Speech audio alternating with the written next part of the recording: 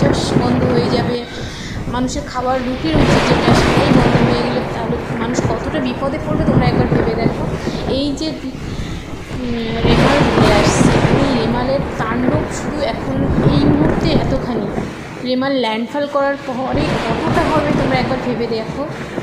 Remal landfall হওয়ার আগে লোকালয়ের সমস্ত মানুষকে সরিয়ে একটি নির্দিষ্ট জায়গায় নিয়ে যাওয়া হয়েছে, যাকে আমরা ফ্লাড সেন্টার বা আয়লা কবলিত মানুষদের জন্য যে সেন্টারগুলো তৈরি করা হয়েছে সেই সমস্ত সেন্টারে মানুষদের সরিয়ে নিয়ে যাওয়া হয়েছে। এই মুহূর্তে 15,000 মানুষকে উপকূলবর্তী এলাকা থেকে সরিয়ে নিয়ে গিয়ে বিভিন্ন সেন্টারে তাদেরকে রাখার ব্যবস্থা করা হয়েছে। আয়লা কবলিত ফ্লাড সেন্টারগুলি তৈরি হয়েছে বিভিন্ন উপকূলবর্তী এলাকায়, সেই সমস্ত এলাকায় মানুষদের রাখার ব্যবস্থা করা হয়েছে। তোমরা দেখতে পাবে সে যে কোনো মুহূর্তে এলাকা প্লাবিত হতে পারে। এই মুহূর্তে যাদেরকে সরিয়ে নিয়ে যাওয়া হয়েছে